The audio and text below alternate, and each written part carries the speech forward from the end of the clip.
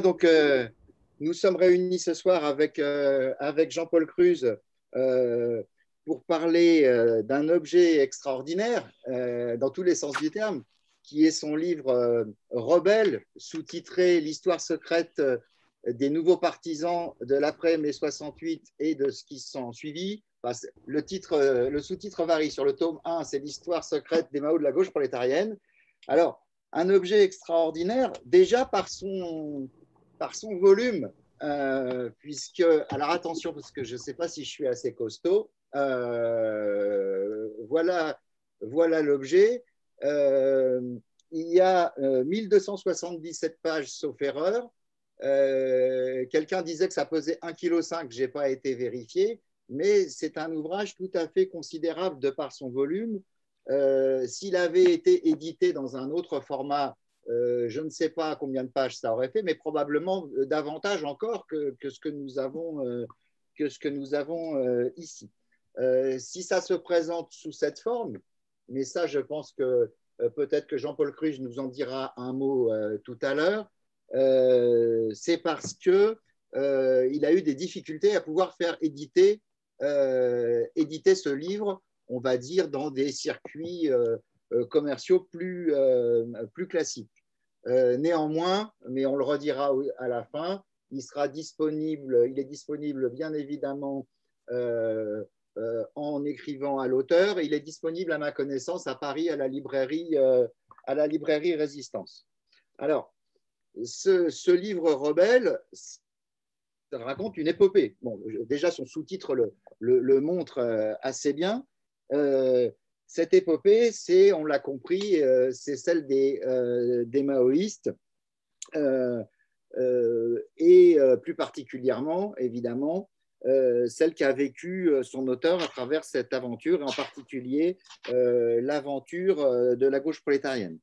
Mais ce n'est pas simplement un livre de mémoire qui, par ailleurs, raconte dans le menu et le moindre détail cette histoire des Mao.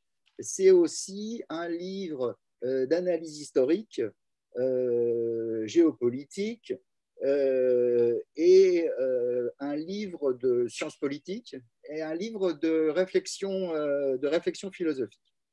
Alors, il se présente comment? Il se présente dans un premier tome à travers l'histoire d'une partie de la jeunesse radicalisée des années 60 qui va de la rupture de certains jeunes communistes qui vont créer l'Union des jeunesses communistes marxistes-léninistes, au comité Vietnam-Base qui s'opposait à la guerre du Vietnam comme leur nom l'indique, à mai 68, à la fondation de la gauche prolétarienne, puis de la nouvelle résistance populaire, sa branche,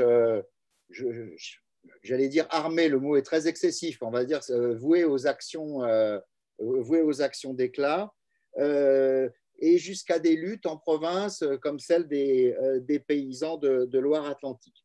Le deuxième tome porte davantage sur l'aventure qu'a été Libération, journal dont Jean-Paul Cruz a été un des fondateurs et où il a exercé pendant de longues années, avec y compris à la fin le développement qu'a été la création par lui et d'autres personnes de Libération d'un syndicat CGT Libé, évidemment, ce qui s'est très très mal passé à l'époque avec Serge July et ses amis au moment du recentrage politique de Libé.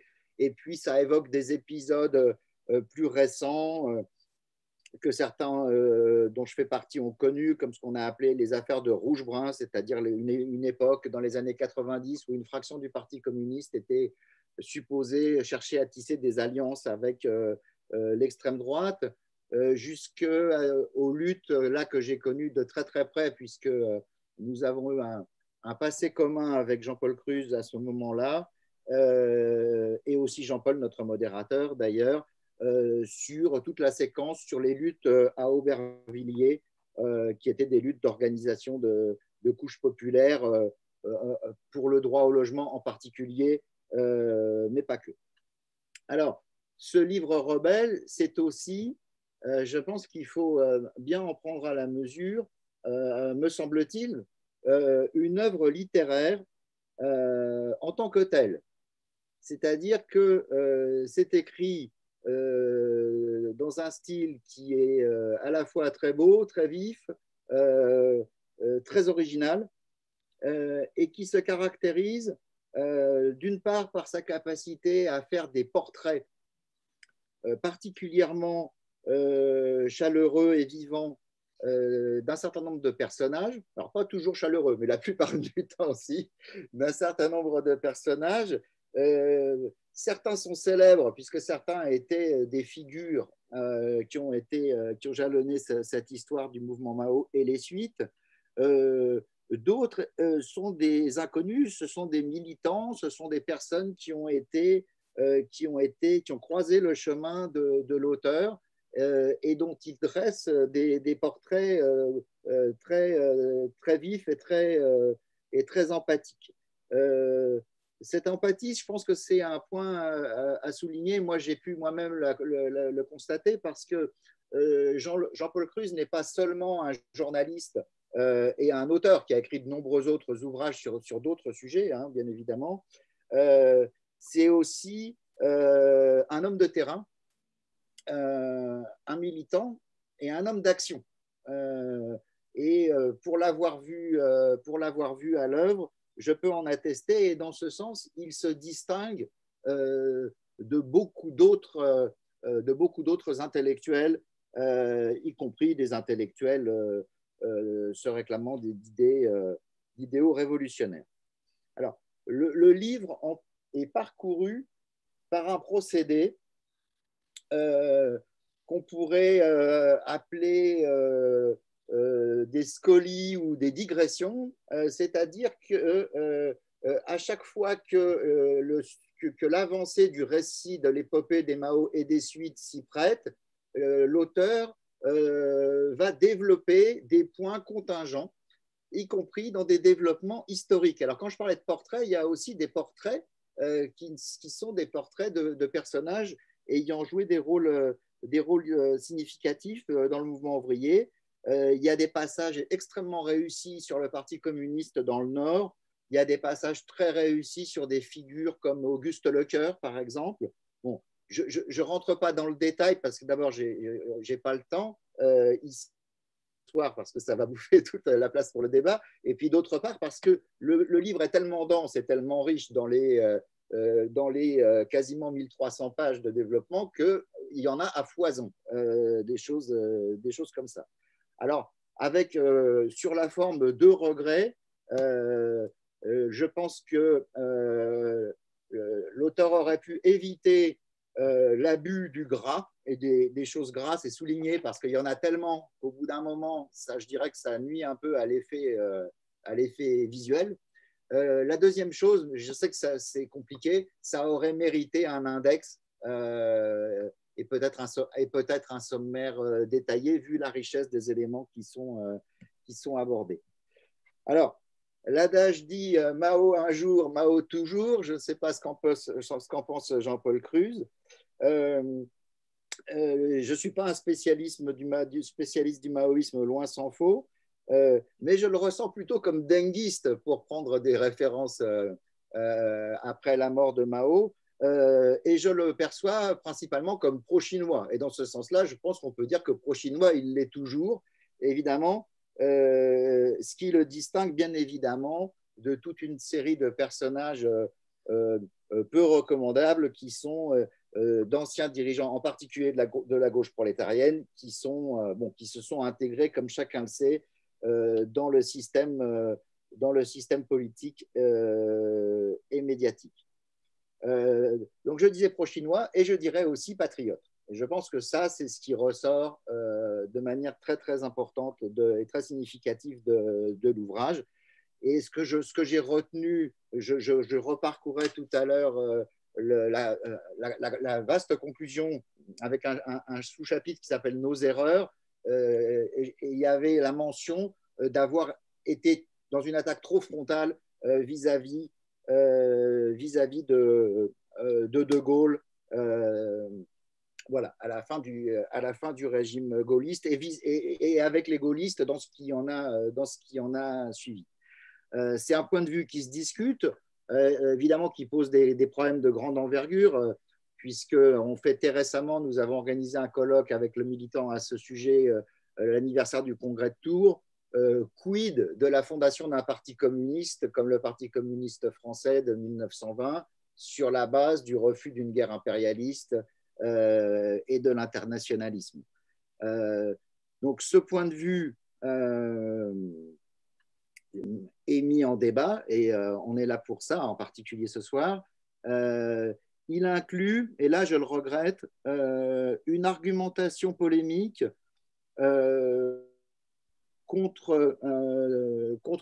d'une part contre les internationalistes et d'autre part contre d'autres fractions de la gauche qui souffrent à mon sens d'imprécisions, avec y compris des erreurs factuelles, et puis je dirais de larges omissions. Alors sont-elles volontaires ou pas, je ne sais pas, mais ça laisse un sentiment dérangeant. Et souvent on a l'impression que, et je pense que le fait d'avoir été plus précis sur ces choses-là, plus équilibré, on va dire, n'aurait pas nui au développement de la thèse. Mais je pense que c'est parfois pris sous un ton excessivement polémique et qui donne prise de ce point de vue-là à la critique, en particulier à la critique historique. Et puis il y a une insistance beaucoup sur, alors on pourrait dire peut-être un tropisme, hein, j'en conclus là-dessus, sur le poids des réseaux dans le développement de toute cette histoire. Alors c'est vrai que Jean-Paul Cruz a été lui-même un des animateurs du réseau de renseignement de la nouvelle résistance populaire. C'est vrai aussi qu'ensuite, il s'est rapproché de ce milieu pour des raisons professionnelles, mais ça donne dans le livre l'impression d'un tropisme avec une insistance, à mon avis, très excessive sur des figures comme par exemple la figure d'Albertini, ancien collabo devenu ami de la Banque Worms, devenu conseiller de Pompidou et animateur de réseaux anticommunistes. C'est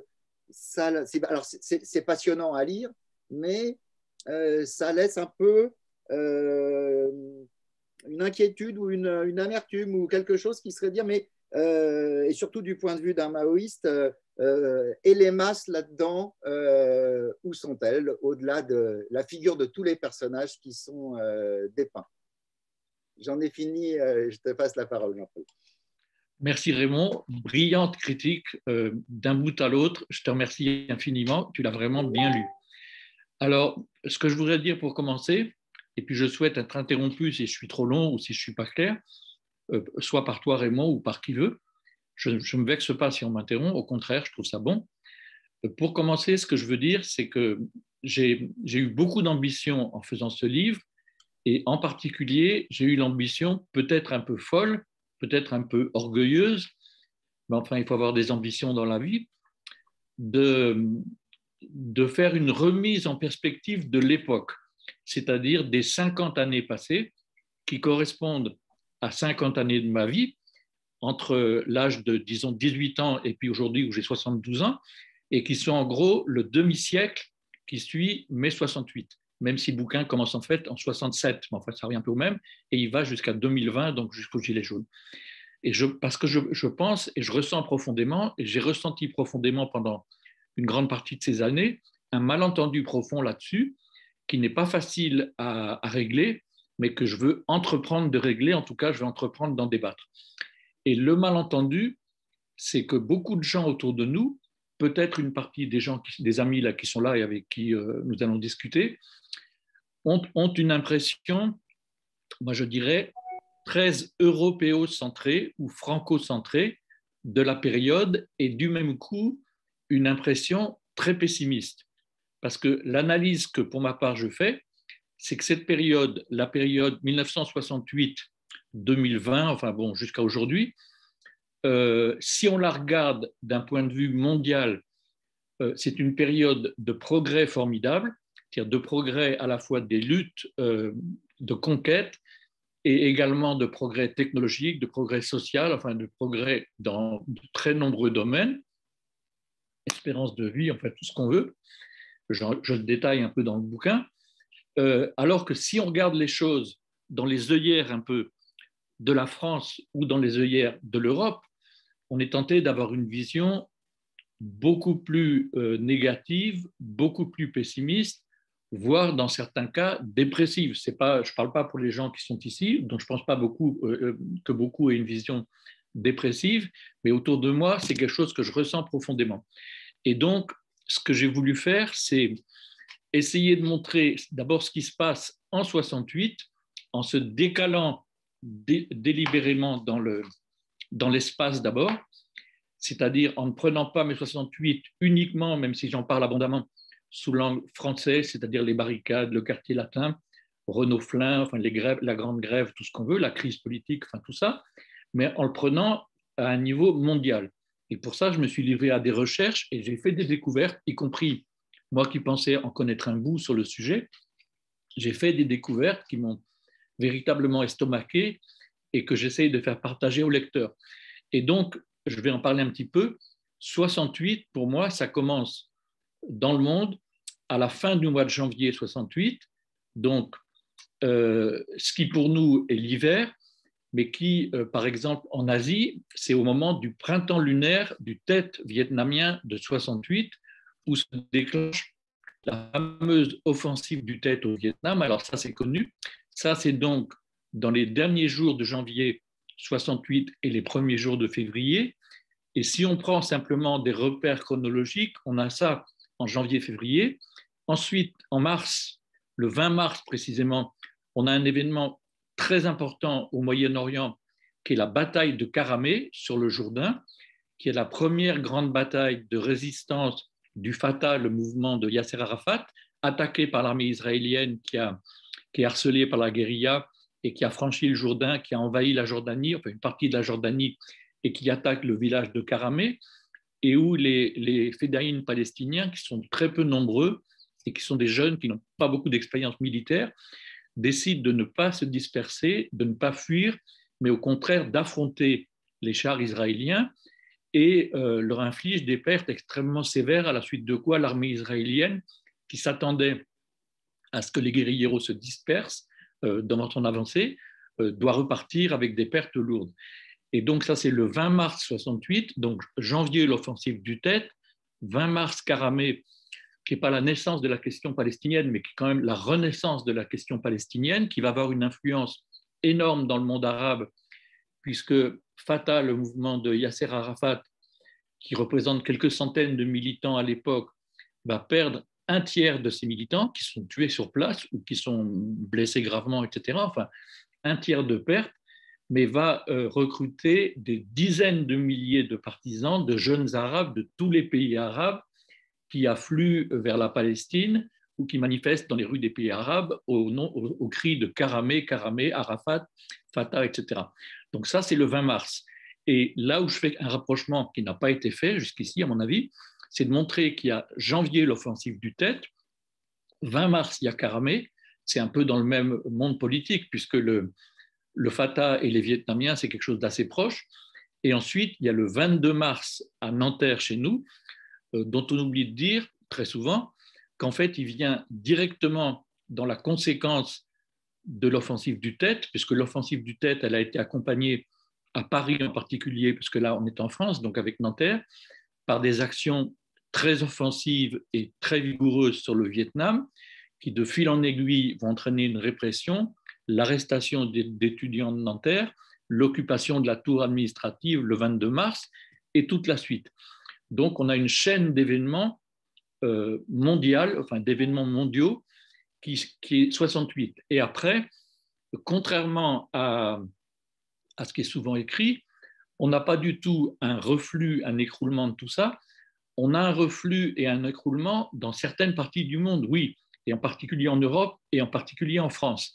En revanche, au niveau mondial, l'onde de choc, elle continue à se propager, et je ne vais pas être trop long là, mais enfin, si on prend les étapes, une étape considérable, c'est un événement qui est très mal connu, qui est la bataille de Cuito Canavale en Afrique australe, dans l'Empire portugais, où en gros, c'est l'armée de l'apartheid sud-africain, qui est une armée très puissante, qui remonte vers le nord pour attaquer les bases de l'ANC, enfin de la guérilla de Nelson Mandela, et qui arrivait, donc je me souviens, c'est en Namibie, je crois, elle monte vers l'Angola, elle affronte le MPLA, la guérilla du MPLA, et là, stupéfaction, elle s'aperçoit que la maîtrise de l'air, enfin du ciel, appartient à ses adversaires, puisque tirant les leçons de l'expérience du Vietnam et de sa défaite au Vietnam, Washington, c'est-à-dire l'US Air Force, n'intervient pas alors qu'elle a une énorme supériorité aérienne si elle veut la déployer. Elle n'intervient pas pour protéger les chars de l'Afrique du Sud et elle laisse en revanche les MiG cubains, les MiG russes, mais qui sont pilotés par des pilotes cubains de l'armée de l'air cubaine de Fidel Castro, qui sont venus en renfort du MPLA. Ce sont eux qui tiennent le ciel et du coup, l'offensive, la supériorité des chars d'Afrique du Sud, elle est annulée parce qu'une colonne de chars, elle est très supérieure en moyens à une infanterie, à une guérilla, mais en revanche, si elle n'a pas une protection aérienne et si au contraire elle est sous les bombardements d'avions, elle est très très faible. Et du coup, il y a une déroute de l'armée de l'apartheid à Cuito Canavale qui va entraîner la chute du régime d'apartheid, puisqu'en fait, la chute du régime d'apartheid, on dit souvent que ce sont les négociations de Nelson Mandela dans sa prison avec Frédéric de Klerk, etc. C'est parfaitement exact, puisque Mandela a eu le génie de faire une ouverture, faire des négociations au bon moment, et que Frédéric de Klerk, qui était un dirigeant du régime raciste et fasciste d'Afrique du Sud, a eu également le génie et le sens d'humanité aussi de rentrer dans des négociations. Mais ces négociations qui vont aboutir sur la libération de Mandela et sur la chute du régime d'apartheid, elles n'auraient pas commencé, elles n'auraient pas existé du tout si l'armée sud-africaine elle-même n'avait pas tiré les leçons de sa déroute à Cuito Canavale en disant l'issue militaire, il n'y en a plus, il ne reste plus qu'à négocier. Donc, ça entraîne la chute du régime d'apartheid en Afrique du Sud, et après, ça continue à faire bling-bling dans différentes parties du monde. Il y a la chute du Shah d'Iran en 1979, qui est un événement considérable, qui est aussi en général assez mal compris en France, en Europe, etc. C'est un pivot du système impérialiste, c'est un État extrêmement puissant, avec une armée très puissante, qui est un des pivots de la domination impérialiste au Moyen-Orient, avec la Turquie et Israël à l'époque, qui s'effondrent sous le coup d'une révolution extrêmement puissante. Bon, je passe le Nicaragua, enfin tout ce qu'on veut. Il y a une époque qui est balayée par le souffle de l'histoire et par un souffle extrêmement positif. Et j'en viens maintenant, notre histoire à nous, maintenant, replaçons et recadrons notre histoire à nous, petits Français, enfin jeunes Français de 20 ans, ça c'est ma génération, qui sommes jetés là-dedans, plus ou moins conscients de tout ça. Et donc, mai 68 et ensuite l'histoire de la gauche prolétarienne et tout ce qui s'ensuit, enfin les 50 années qui suivent, qui sont 50 années d'action militante ininterrompue pour la plupart d'entre nous, contrairement aussi à ce qui a été souvent écrit. C'est-à-dire, il est vrai qu'il y a une partie des maoïstes de 68 qui se sont repentis spectaculairement, qui se sont ralliés au système, etc., qui se sont effondrés intellectuellement, spirituellement et moralement. Mais ça, c'est une mousse qu'on voit en surface. Ce qu'on ne voit pas, c'est que la plupart d'entre nous, et j'en ai retrouvé plein, et comme le disait Raymond très gentiment, je fais plein de portraits dans le livre de gens dont personne ne parle, qui peuvent être des ouvriers, qui peuvent être des étudiants comme moi, des établis, enfin tout ce qu'on veut, des lycéens, des paysans, qui n'ont jamais cessé un seul instant de lutter de 68 jusqu'à aujourd'hui. Et ça mène jusqu'à Notre-Dame-des-Landes, jusqu'aux Gilets jaunes, jusqu'à des choses tout à fait actuelles. Et donc, voilà la perspective générale du livre. Je pense que là, j'ai été un petit peu long, que ça serait peut-être bien de relancer des questions, mais je voulais insister là-dessus. Est-ce qu'on m'entend là? Oui, très bien. D'accord. Alors, qui souhaite la parole? Qui la veut peut la prendre tout de suite. Sinon, vous avez une petite fonction qui s'appelle lever la main sur le volet de droite euh, de votre ordinateur, enfin de l'application. Quelqu'un souhaite dire quelque chose?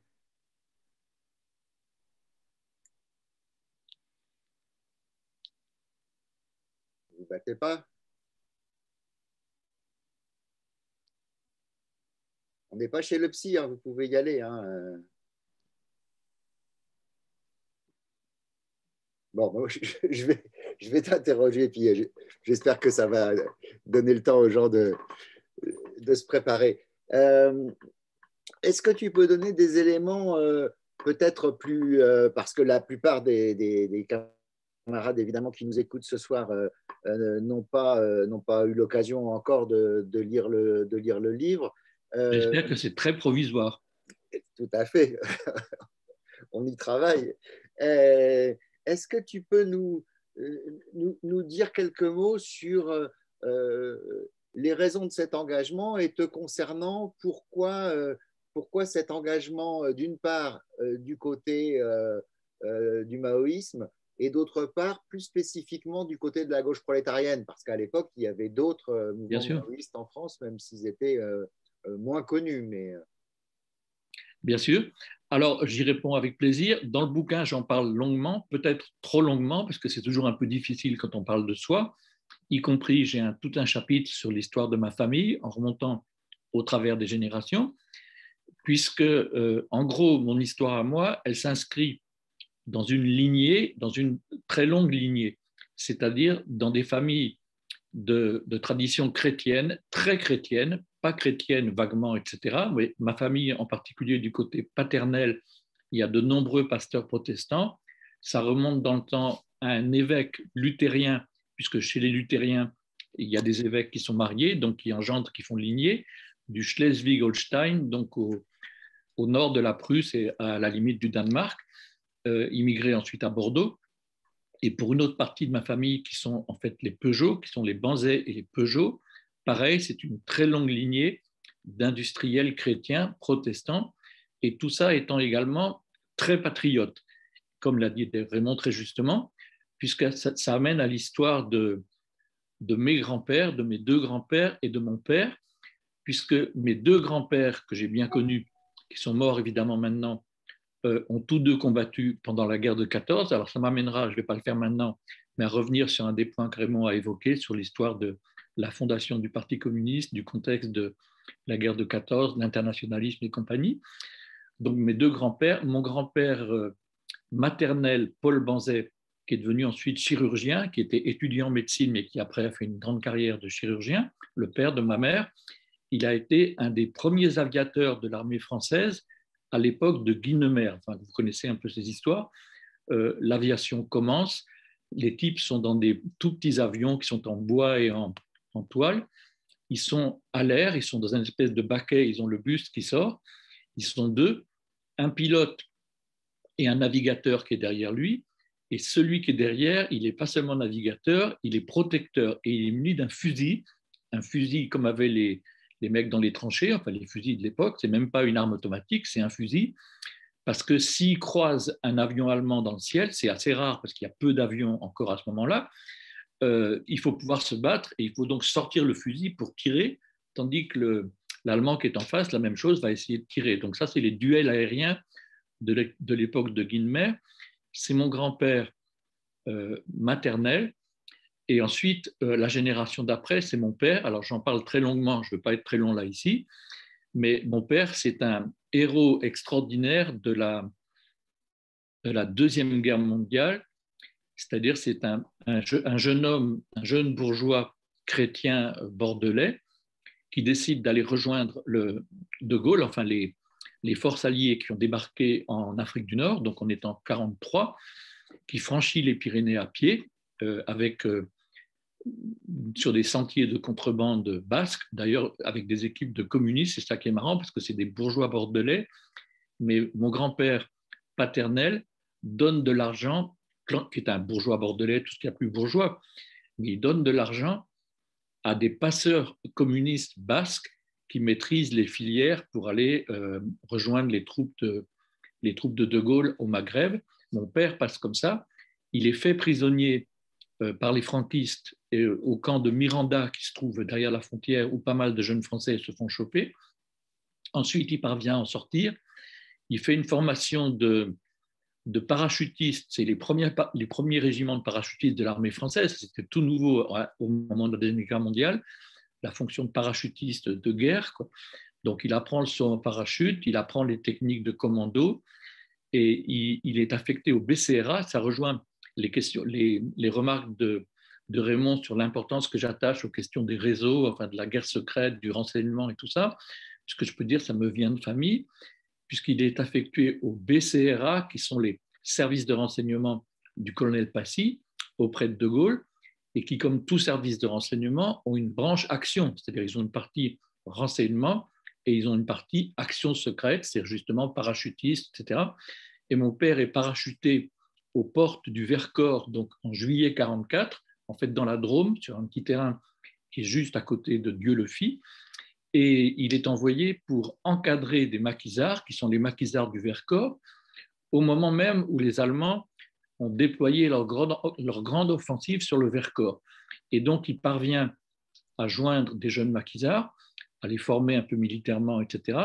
À la suite de quoi, il participe à des combats et il est très gravement blessé à la tête en août 1944. Bon, il a failli mourir. Et d'ailleurs, il finira par mourir quelques années après ma naissance, parce que des conséquences de sa blessure. Et je suis en ce moment avec des cousins en train de lutter pour qu'il y ait une rue à Bordeaux, puisqu'il est originaire de Bordeaux. Il était originaire de Bordeaux, que moi je ne l'ai pas connu puisqu'il est mort. J'avais 2 ans quand il est mort, pour qu'il y ait une rue de Bordeaux qui porte son nom, et également celle de son frère René, qui a également été un soldat volontaire dans les troupes alliées, en ayant fait le même chemin. Et puis, il y a également un de mes oncles qui s'appelle Laurent Cruz et qui, lui, était dans les réseaux de renseignement, où se trouvait également Chaban-Delmas, enfin, à Paris, quoi, dans le renseignement économique. Et donc voilà ma tradition familiale. Et ce que j'ai observé en faisant ce bouquin, ce que j'ai d'ailleurs découvert, parce que c'était une surprise pour moi, c'est qu'en fait, mon cas n'était pas du tout isolé. C'est qu'en fait, la plupart des cadres politico-militaires, enfin des cadres actions de la gauche prolétarienne ou de la nouvelle résistance populaire, la branche armée, qui était quand même armée, qui n'était pas extrêmement armée et qui n'a pas fait une longue période de lutte armée, mais enfin qui était armée. Donc les cadres les plus significatifs de la gauche prolétarienne et de la nouvelle résistance populaire sont des fils de héros de la résistance. J'en nomme, je fais plein de portraits. Il y a Pierre Boisgontier qui est à Grenoble, qui est le fils d'un chasseur alpin qui a été tué par les Allemands en 1940. Et Pierre Boisgontier, quand il a eu 5 ans, il a été décoré de la Légion d'honneur dans la cour d'une caserne pour son père. C'est-à-dire la Légion d'honneur de son père, c'est sur son cœur qu'on l'a accroché. Et alors d'autres, comme par exemple Charles-Henri de Choiseul-Pralin, qui est mort maintenant et dont tout le monde s'était beaucoup moqué, enfin tout le monde, Le Monde et compagnie, enfin les journalistes s'étaient beaucoup moqués du maoïste qui était monsieur Charles-Henri de Choiseul-Pralin, qui était d'ailleurs vicomte, ça c'est un fait, d'une très très grande famille, également sur des générations. Ce qu'on ne sait pas et ce qu'on ne disait pas à l'époque, c'est qu'en fait, qu'il est le fils d'un enseigne de vaisseau Choiseul-Pralin, qui est mort également en 1944, je crois, qui était sur un navire, enfin qui a combattu, qui était mort. Un autre qui était Pierre Blanchet, la même chose, fils d'un adjudant Blanchet. Et donc là, on était toute une escouade de jeunes gens qui avaient 20 ans, qui avaient dans leur tête non seulement l'impérialisme américain, qui était l'actualité de notre époque, mais qui était dans l'ombre de la résistance. Pour nous, la résistance, ce n'était pas un truc de bouquin, etc. C'était nos pères, quoi. Et pour beaucoup d'entre nous, nos pères morts, ou nos pères qui avaient été blessés, enfin un tas de choses comme ça. Et quelque part, d'ailleurs, ce n'est pas un hasard si quand on a créé cette branche clandestine qui s'appelait la Nouvelle Résistance Populaire, ce n'est pas un hasard si on l'a appelée Nouvelle Résistance Populaire, c'est une projection, enfin absolument évidente, de l'histoire. Alors, projection qu'on peut discuter, qu'on peut critiquer, parce qu'il y a certainement une part de mythe là-dedans, puisque l'époque n'était plus la même.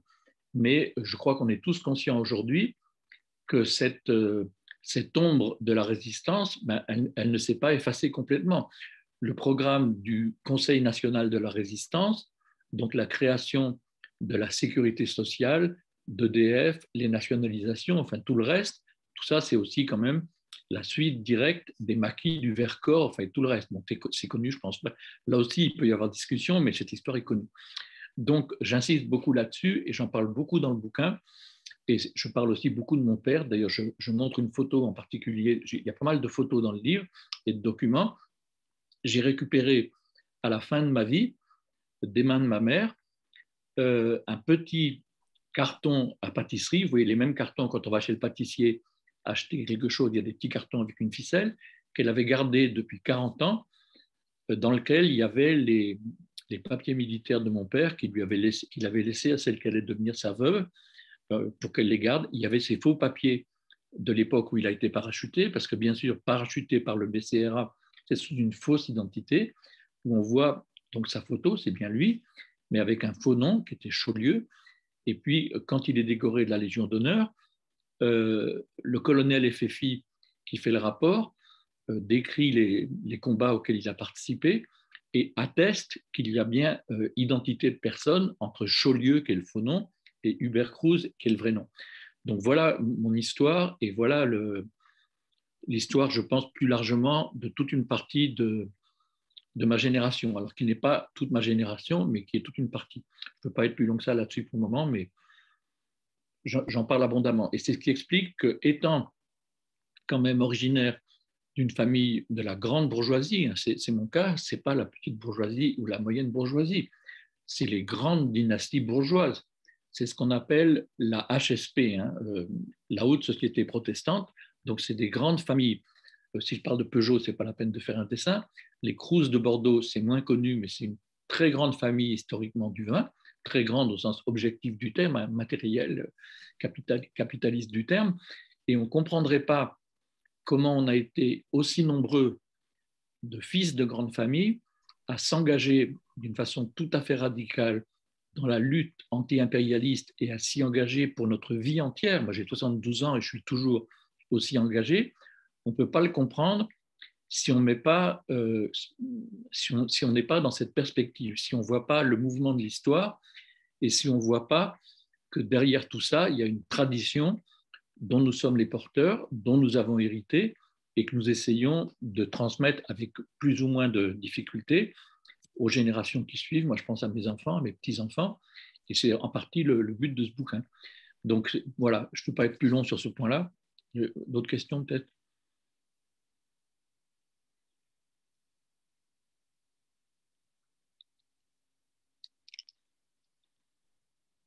Bon, j'aurais pas dû donner la consigne fermez vos micros parce que du coup, vous pouvez ouvrir les micros, vous pouvez ouvrir les caméras aussi. Hein. Pendant ce temps-là, je reviens sur un bout, parce que tu as répondu longuement, mais sur un bout de question. Euh, Pourquoi le maoïsme et pourquoi l'AGP quand on a 18 ans et puis après 20 ans entre Oui, alors très 67 et... bien, parce que j'ai répondu que très imparfaitement. Alors, il faut se remettre, enfin, pour beaucoup d'entre vous, c'est très loin. Et puis, moi, je reconnais, j'ai 72 ans, donc c'est des vieux souvenirs. Mais moi, j'ai 20 ans à ce moment-là. Il faut se rendre compte qu'à l'époque, la Chine et Mao, c'est quelque chose dont l'image est très puissante. Alors, qui a été complètement démonétisé dans les 50 années qui ont suivi et qui est en train de ressurgir aujourd'hui sous des formes différentes, mais qui sont, à mon avis, la manifestation du même phénomène. Et donc, il y a une sorte d'hégémonie du maoïsme dans les lieux où moi je me trouve, c'est-à-dire là, je suis au lycée Louis-le-Grand en Cagne en 66-67, et elle n'est pas complète, cette hégémonie dans la jeunesse intellectuelle, mais elle est quand même très forte. Il y a d'autres courants, c'est sûr, mais il y a quand même quelque chose de très puissant. Le grand penseur de cette période, qui d'ailleurs va en Chine à cette époque-là, et puis qui est retourné plusieurs fois en Chine depuis, c'est Robert Linhart, donc, qui est mon ami, qui est un peu mon père spirituel ou mon grand frère, qui est écrivain, qui a notamment écrit L'Établi, enfin, qui est connu de tout le monde, mais dont, à mon avis, le livre majeur n'est pas L'Établi. Son livre majeur, c'est un livre qui a un titre un peu à coucher dehors, qui s'appelle Lénine, les paysans Taylor, et qui est une étude très savante. C'était au départ une thèse de sociologie, je crois, faite avec Althusser. C'est une étude très savante de l'époque de la NEP, c'est-à-dire de l'époque de l'Union soviétique dans les années 20-23, juste avant la mort de Lénine, qui, si je ne dis pas de bêtises, je crois que c'est en 23 qu'il va mourir, enfin, en 22, enfin c'est dans ces années-là, où Lénine prend conscience, qui est quand même un génie incroyable, donc qui a mené la révolution bolchevique, il prend conscience, alors qu'il est très très affaibli, il va avoir une attaque cérébrale, enfin il est à bout de force, il n'est pas très vieux, mais il est à bout de force, il prend conscience du fait que le socialisme, tel que on le lui a enseigné et tel que lui l'enseigne autour de lui, ça n'est pas la collectivisation radicale immédiate de toute l'économie, qui était pourtant le chemin qu'il avait entrepris et dans lequel il avait emmené le parti bolchevique, le parti communiste, le parti révolutionnaire, au début de la révolution. Il prend conscience du fait qu'il y a une contradiction terrible, qui est qu'il dirige un parti qui est un petit parti, le parti bolchevique, qui a longtemps été clandestin, qui n'a pas des ramifications très très puissantes dans l'empire du Tsar. Il dirige un petit parti qui fait une révolution d'orientation socialiste et communiste dans un immense pays rural, arriéré, dictatorial qu'est la Russie du Tsar.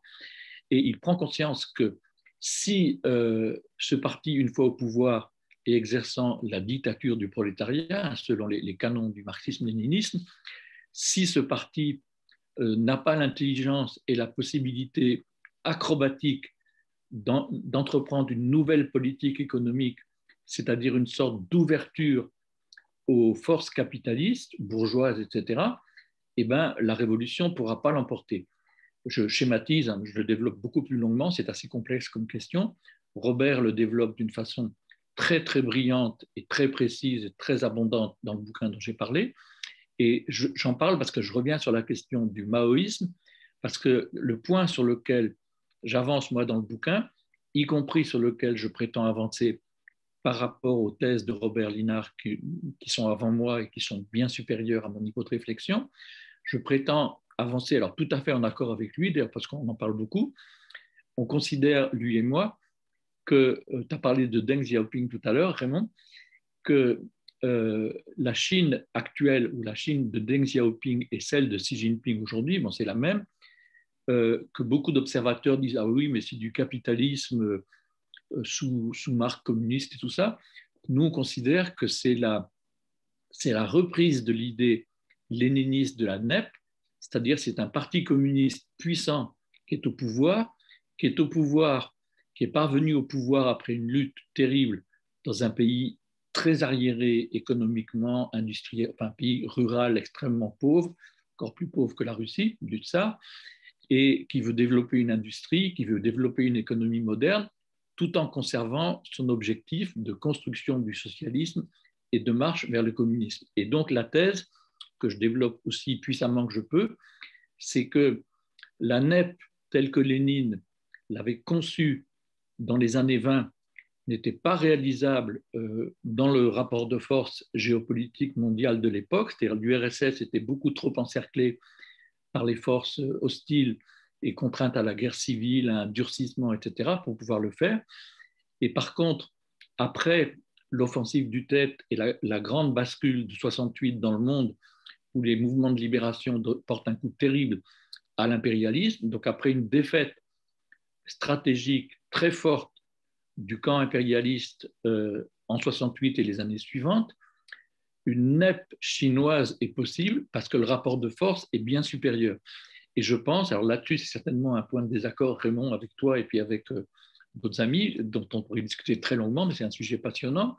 Moi, je pense que ce qui se passe aujourd'hui en Chine, ce n'est pas du tout une régression vers le capitalisme, mais c'est un développement tout à fait nouveau et inconnu dans l'histoire, où c'est bien un parti communiste, tout ce qu'il y a de plus communiste. Alors ça, c'est ce que le Figaro et compagnie commencent, et Libé, commencent à regarder maintenant en se grattant un peu le menton, après avoir dit « Ah, c'est formidable, la Chine, elle redevient capitaliste », ils sont en train de dire « Oh là là, elle ne devient pas si capitaliste que ça, et c'est quand même l'ennemi, c'est de nouveau la guerre froide, enfin c'est l'ennemi à abattre, parce que tout ça, c'est des communistes rusés qui nous ont piqué à nous, capitalistes, nos technologies, même nos capitaux, hein, nos investissements, etc.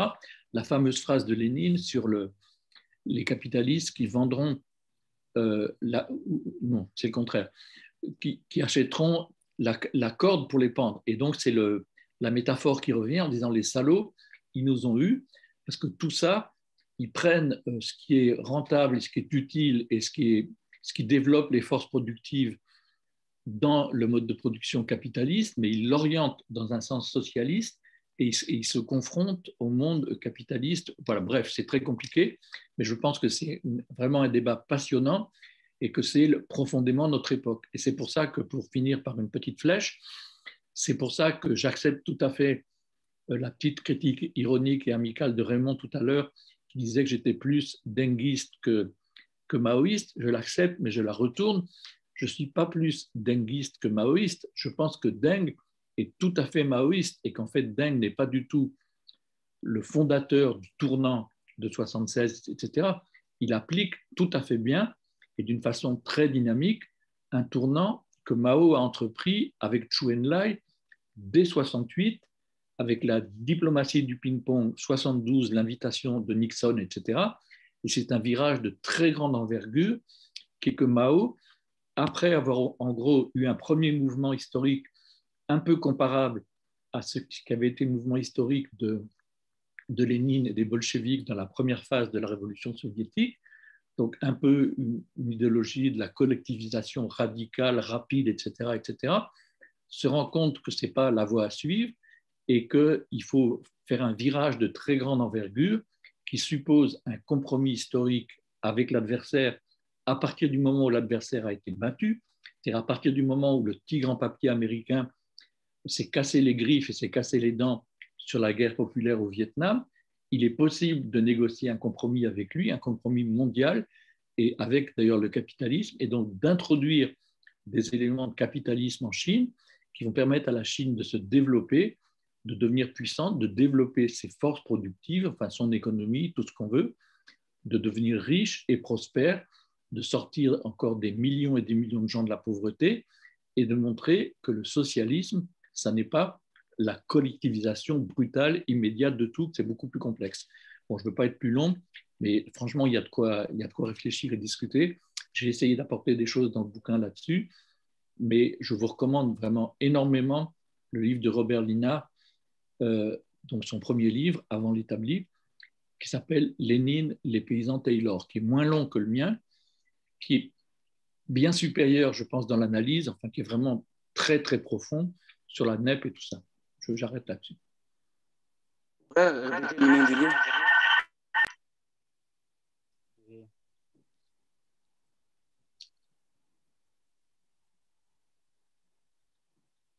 J'entends pas là. Oui, bonjour. Là, j'entends. Je peux intervenir? Oui, merci. Voilà, donc Patrick,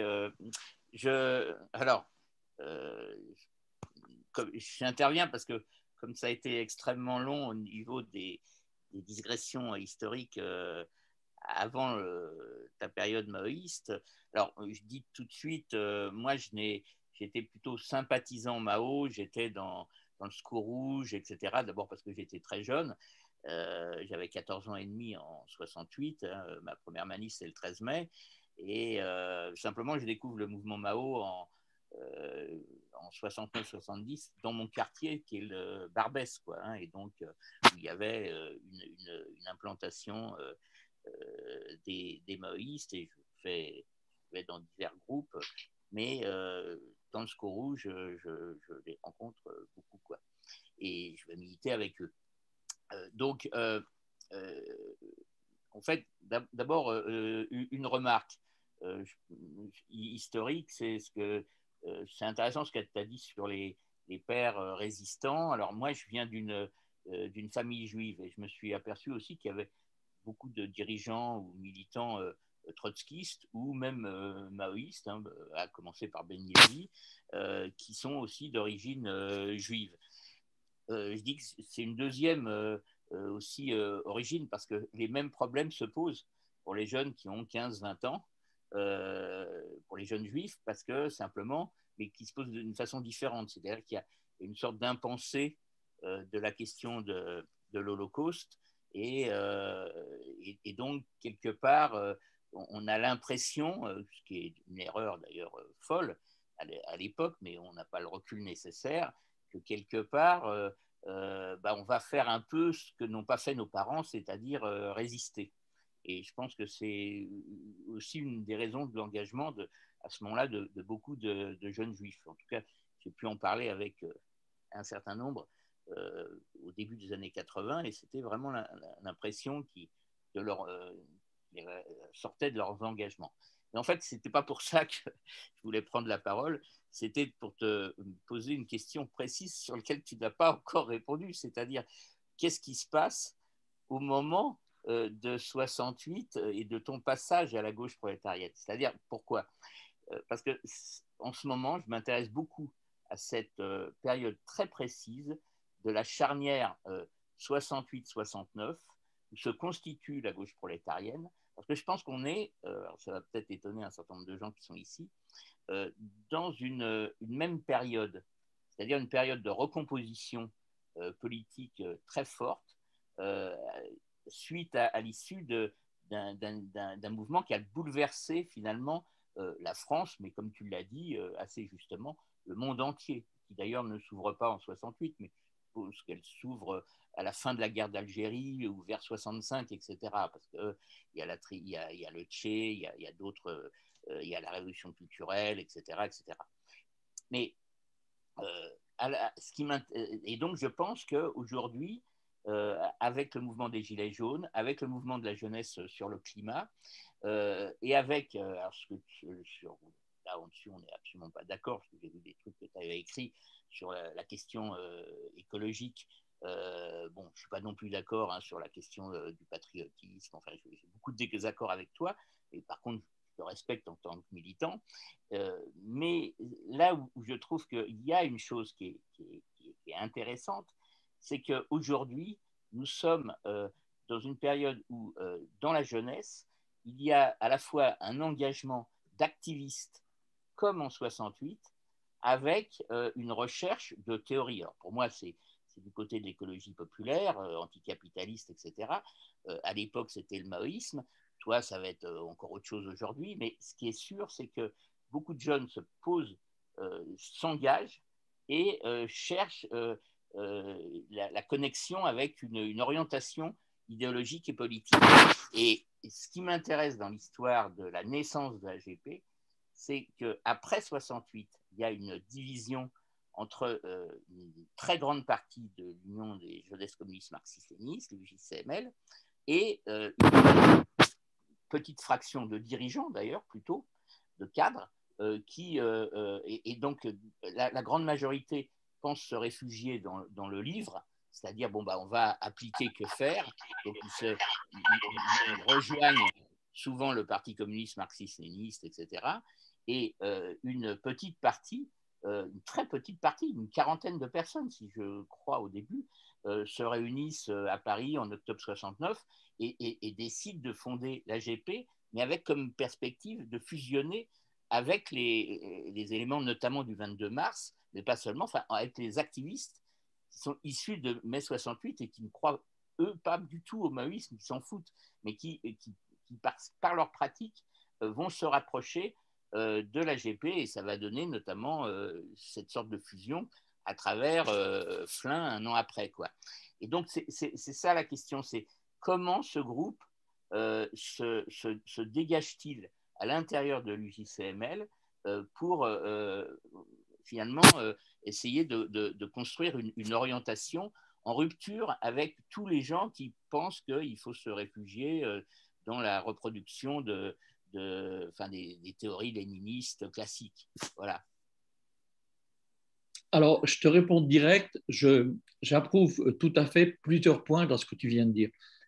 Le premier point que j'approuve énormément, et j'insiste beaucoup là-dessus d'ailleurs dans le bouquin, c'est d'ailleurs la première phrase, c'est une citation de Mao à la première page, c'est qu'en gros, l'histoire avance en spirale.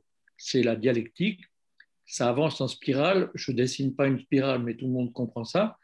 Et je pense que nous vivons actuellement, en ce moment même, une espèce de moment de la spirale qui a beaucoup d'analogies avec le moment 1969, tu l'as très très bien dit.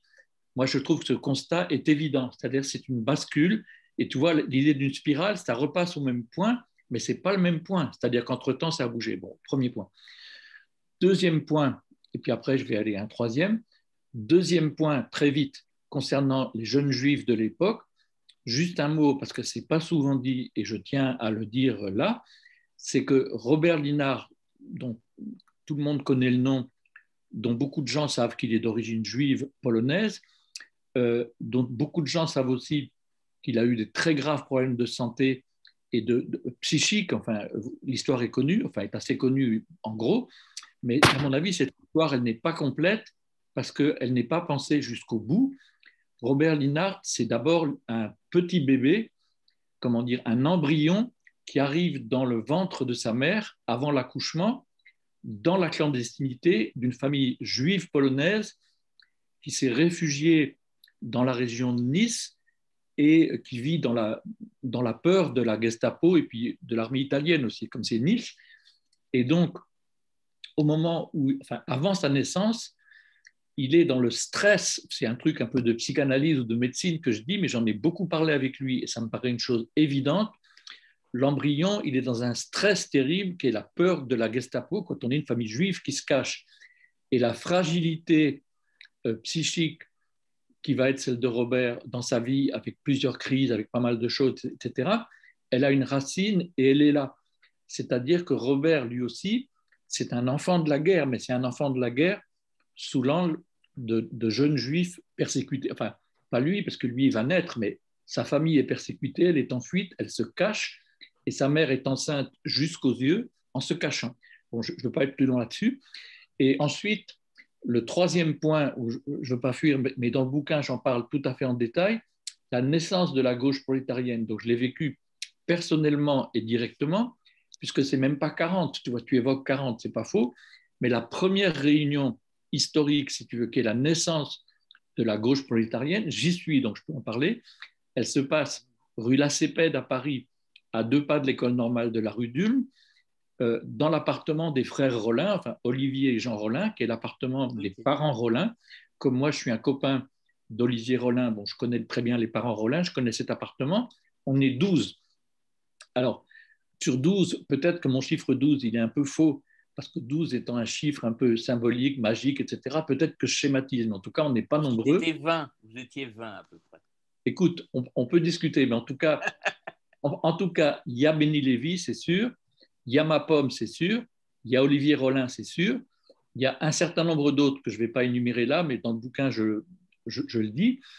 Et là, en gros, on nous présente Jesmar et Julie, si tu veux. C'est exactement l'histoire que tu as racontée.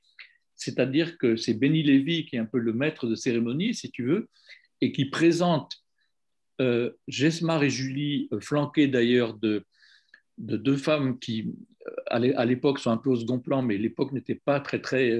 les femmes avaient un rôle quand même qui aurait pu être plus grand. Donc, ils sont Hertha et Evelyne Haas, qui est à l'époque la femme de Julie, donc qui sont 2 filles du 22 mars, donc il y a 4 qui sont pour nous la gauche du mouvement du 22 mars, à tort ou à raison. Donc Alain Jesmar, Serge Julie, Hertha et Evelyne. Et on met en présence, comme pour un mariage, ces 4-là, avec nous autres. Nous autres, c'est qui? C'est effectivement, comme tu l'as dit, une minorité de dirigeants de l'UJCML, dont Benny Lévy. Et puis, c'est les gens comme moi qui n'ont pas été à l'UJCML, mais qui ont été au comité Vietnam de base, dans les groupes de choc des comités Vietnam de base, et qui étaient très, très proches de l'UJCML, et qui auraient certainement adhéré à l'UJCML si l'UJCML n'avait pas explosé en vol à ce moment-là, donc dans le même courant, mais qui ne sont pas de l'UJCML. Et donc, c'est ça qui va former le noyau historique, enfin le noyau dirigeant de l'AGP, qui va guère bouger par la suite, qui va rester alors un peu plus, un peu moins, 12, 20 comme ça va être le comité exécutif de l'AGP. Et très vite après, mais à mon avis, ce n'est pas ce jour-là, Très vite après, il y a une autre histoire qui commence parce qu'il y a de nouveau la scène de mariage, enfin de présentation. Et là, il y a le noyau, c'est comme une histoire d'atomes, de molécules, etc., va encore fusionner avec une autre espèce de molécules qui sont, je dirais, d'une formule un peu rapide, mais qui n'est pas méchante, qui sont les vieux du Nord. Les vieux du Nord, ce sont donc des mineurs de charbon retraités qui sont porteurs de l'expérience historique de la résistance et également des grandes grèves des mineurs de charbon de 47-48 et qui sont, Raymond en a parlé à un moment donné, qui sont en fait, mais ça à l'époque, j'en ai pas conscience et la plupart d'entre nous n'en ont pas conscience, qui sont en fait une branche des réseaux Le Cœur. Le Cœur était un des dirigeants communistes les plus importants de la résistance, des FTP, etc. Ça touche également les réseaux Debarge, enfin Charles Debarge dans le Nord, qui est un héros absolument extraordinaire et qui est mort. Et ça touche la famille Canfin, c'est-à-dire une vieille femme qui est Eugénie Canfin, femme de mineurs, mère de mineurs, etc., dont deux des fils qui sont des militants communistes exceptionnels de la résistance, deux frères Canfin, sont morts par la Gestapo et par l'armée allemande, dont un torturé, enfin affreusement, et dont le troisième va se suicider peu de temps après la guerre, dans un contexte, il est donc au comité central du PC, et il y a un contexte très compliqué, mais que j'ai pas mal éclairé dans le bouquin, c'est dans la fin du bouquin, qui est passionnant, c'est le contexte des luttes internes du Parti communiste à l'époque de Thorez, au moment des grèves de mineurs de 47-48, et au moment de cet événement très important qui est le sabotage du train de Lens, puisque des groupes de choc du Parti communiste, donc issus des FTP, issus des groupes de Barge et des groupes de Lecœur, des groupes de choc clandestins du Parti communiste vont faire sauter un train, qui est le train de Lens, je ne sais pas où, bon, dans la région en pleine grève, parce qu'ils ont été intoxiqués, on ne sait pas très bien dans quelles conditions, on leur a fait croire que ce train était bourré de CRS qui venaient pour casser du mineur. Et donc, ils ont utilisé les méthodes traditionnelles de la résistance, c'est-à-dire déboulonner les rails, machin chose. Je ne crois même pas que c'était nécessaire de mettre de l'explosif. Il suffisait de déboulonner les rails et poum. Et puis, ça fait plein de morts. Pas de peau, il n'y a pas un CRS dans le train. C'est des postiers, c'est des gens comme ça. Et donc, du coup, il y a un scandale terrible que Thorez va réussir à étouffer en négociant secrètement avec les socialistes qui sont au pouvoir à ce moment-là. Et dans cette négociation, il va y avoir des vaincus et des cocus. Et pardon, Jean-Paul, je m'excuse de t'interrompre, mais est-ce que au contraire, tu peux revenir sur... tu dis, oui, bon, voilà, il y a eu un mariage dans cette réunion, puis après, il y a eu un deuxième, puis il y a eu un troisième mariage. Oui, mais c'est quoi ce mariage? Est-ce que, enfin, je veux dire, comment ça se... sur quel point ça se focalise, qu'est-ce que les uns et les autres amènent dans la corbeille de la mariée, pour reprendre ton expression, et quel est le débat à l'époque, quoi. Moi, j'aimerais bien que tu... Alors, voilà. J'en parle longuement dans le bouquin, ça se focalise sur les thèses de base qui vont devenir les thèses de base de la gauche prolétarienne, puisque au moment où cette réunion se déroule, la gauche prolétarienne n'existe pas. Là, on est dans l'embryon. Il va y avoir des cycles de réunions, des textes, etc. Et donc, il y a les grandes thèses, et le débat est essentiellement un débat sur mai 68 qui vient de se dérouler, puisque ce débat, il commence, si ma mémoire est bonne, à la fin de l'été 68, et puis il se développe, et la gauche prolétarienne va vraiment naître par des premières actions que je raconte puisque j'y suis, qui sont en début 69. Alors, le débat, il porte sur quoi? Il porte sur le bilan qu'on tire de 68, et il y a un clivage extrêmement important.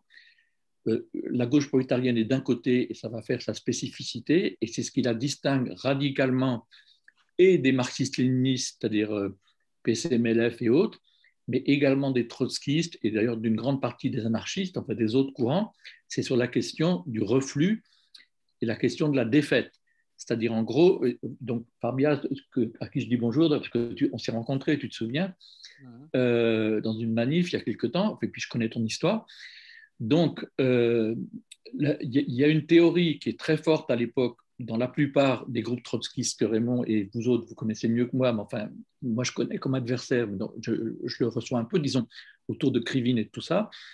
Et puis, également, enfin, très largement chez les gauchistes en général, il y a un petit peu une confusion qui est de croire que ce qui s'est passé en juin 68, qui est un échec, ça peut se comparer à l'échec de la révolution de 1905 en Russie, qui est effectivement une révolution qui est écrasée dans le sang.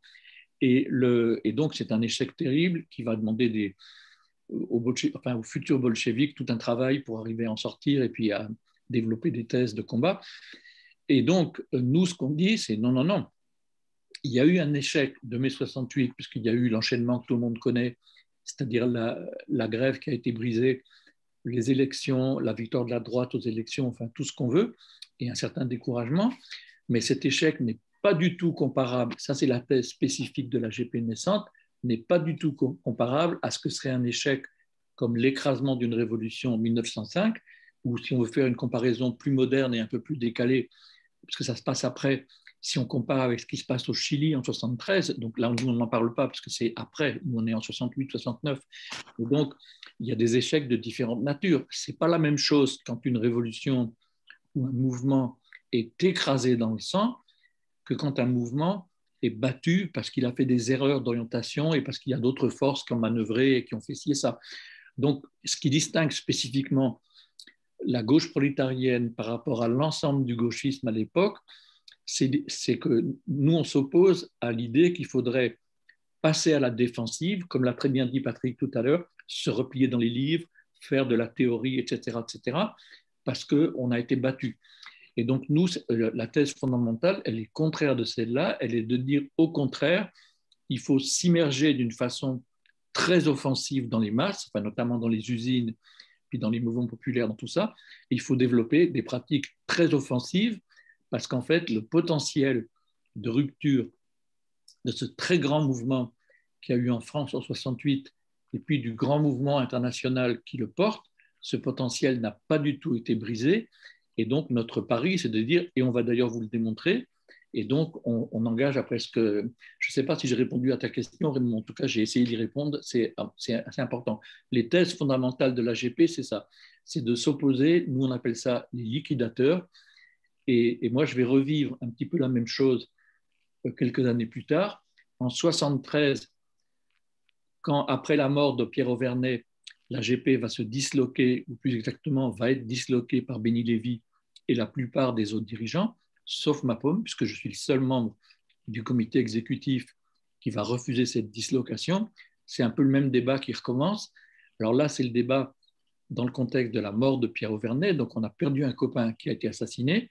Et donc, il y a des thèses liquidatrices, enfin, nous on appelle ça liquidateurs, en fait, qui sont guidées par la peur de la mort et par la peur d'affronter une nouvelle situation qui, quand même, va demander des sacrifices et va demander de prendre des risques.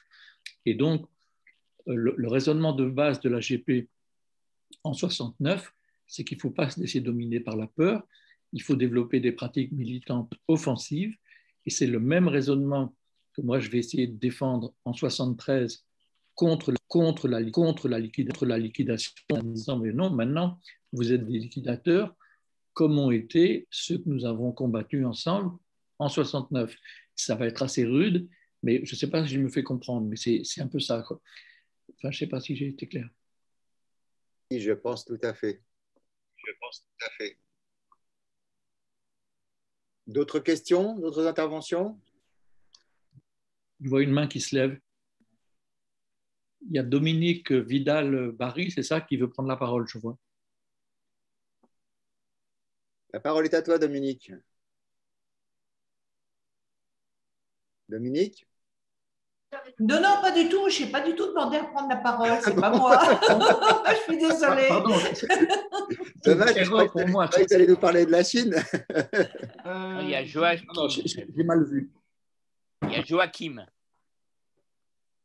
Alors, Joachim, il y en a bien qui lèvent la main, mais à l'ancienne. Ouais. Alors, vas-y, Laurent Gutiérrez, vas-y. Oui, alors, bonjour. Attendez, là, vous êtes trop nombreux, là. Vous m'entendez? Oui. J'avais une question à poser très court. Hein. Une question à poser, c'est à ton avis, camarade, à quand places-tu le temps où les Mao ont été à leur apogée en France? À quelle époque, à quel moment tu situes cela? Et à quel moment tu places le déclin du mouvement Mao en France? Et quelles conséquences tu tires de ce déclin? Voilà la question que j'avais à poser.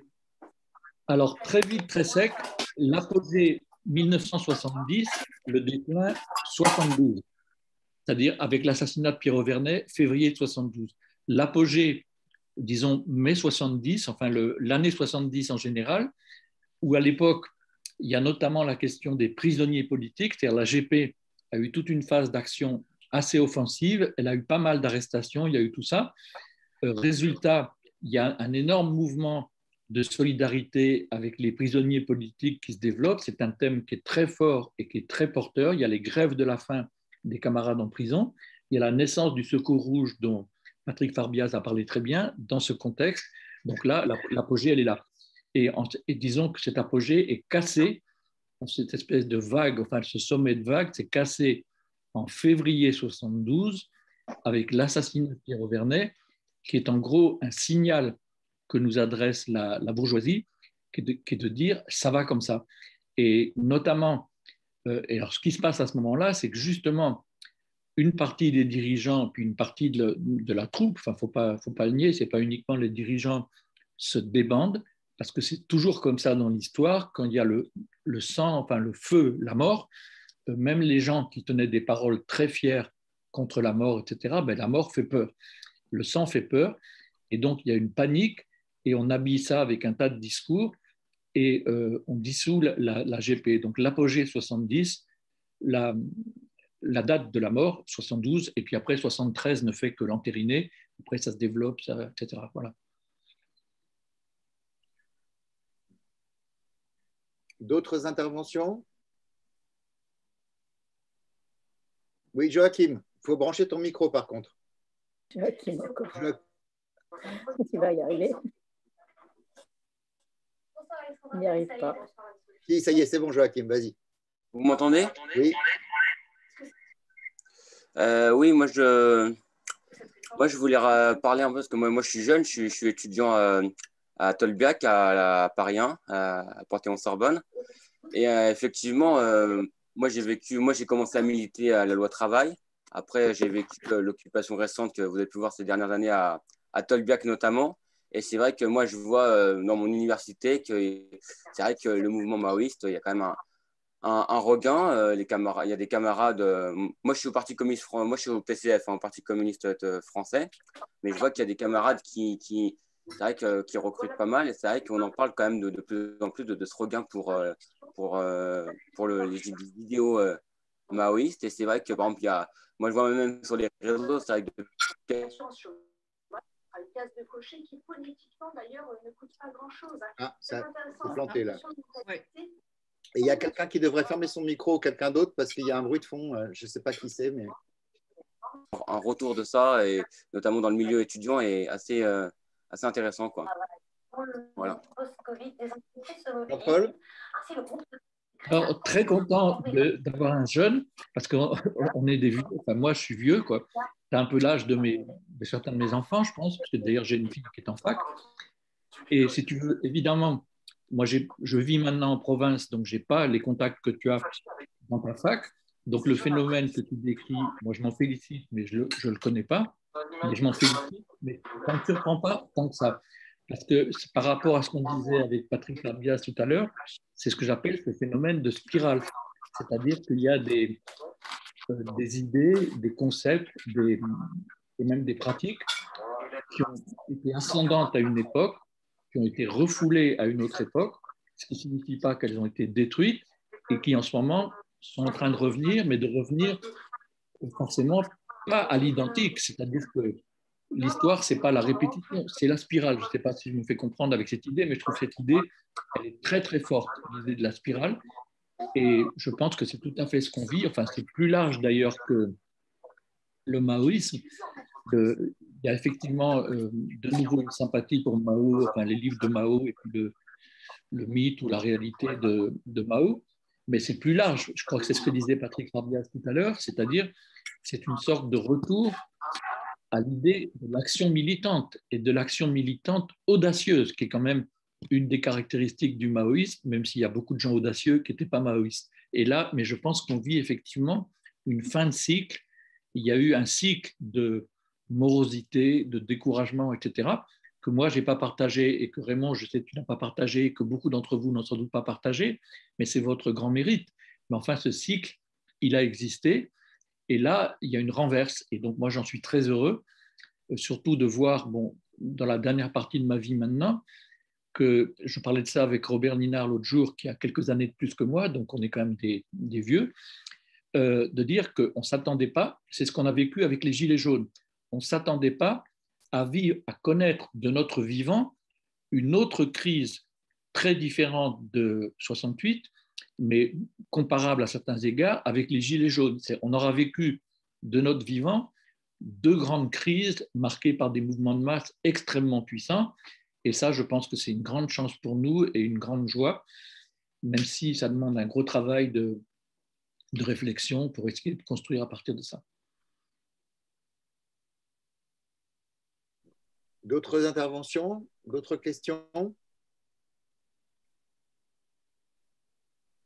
Sur ce point, je ne sais pas si je peux réintervenir, mais vas-y. Bon, d'abord, je pense que l'idée de spirale est effectivement très intéressante. Mais à part ça, y compris ce qu'exprimait le jeune étudiant, là aussi où il y a une analogie avec l'époque et ce que l'AGP a compris à ce moment-là, même si je pense qu'elle ne l'a pas exploité, qu'un groupe comme Vive la Révolution, le VLR, l'a mieux exploité, c'est qu'il y a une révolution, une révolte anti-autoritaire. Et aujourd'hui, on pourrait l'appeler une révolte anti-autoritaire intersectionnelle, quoi, hein, c'est-à-dire avec l'émergence du mouvement des femmes, le mouvement de libération homosexuelle, le mouvement des jeunes, hein, y compris dans là en ce moment il y a les rave parties, mais à l'époque il y a les gens envahissent le Palais des Sports pour un concert d'un autre groupe. Il y a le mouvement carcéral, il y a le mouvement de etc. Et aujourd'hui, on voit sur tous les fronts, de façon différente, hein, cette révolte anti-autoritaire. Or, l'AGP arrive à dire qu'il faut passer de cette révolte anti-autoritaire à la révolution prolétarienne. Et ça, je pense que c'est... 20 sur 20, camarades. Très, très, très bonne mémoire. Voilà, c'est quelque chose d'assez intéressant parce que là aussi, il y a une sorte d'analogie où tu peux en tirer. C'est-à-dire qu'entre les gilets jaunes d'un côté et toutes ces révoltes, il y a un besoin de fusion qui avait réussi d'ailleurs dès 69, hein, la GP à travers, y compris le soutien aux petits commerçants de Nicou, etc. Mais aussi en partant des lycées et de la remise en cause des profs, des censeurs, des proviseurs, etc. Et c'est comme ça d'ailleurs que moi j'ai découvert la GP en imitant, par exemple en prenant d'assaut les métros où on essayait d'imposer l'idée de transport gratuit avec des copains qui sortaient du lycée, etc. Donc je crois qu'il y a là aussi quelque chose qui peut nous faire réfléchir et qui est important. Alors sur le dernier point, sur l'apogée, moi, je suis en partie d'accord avec. Je pense que c'est pas simplement la question de la peur de la mort, c'est aussi la question de la peur de prendre ses responsabilités qui fait que parce qu'en 72, qu'est-ce qui se passe? Oui, il y a Auvernès se fait tuer, mais en même temps, il y a 200 000 personnes qui viennent à la manifestation. Il y a il y a un mouvement extrêmement fort.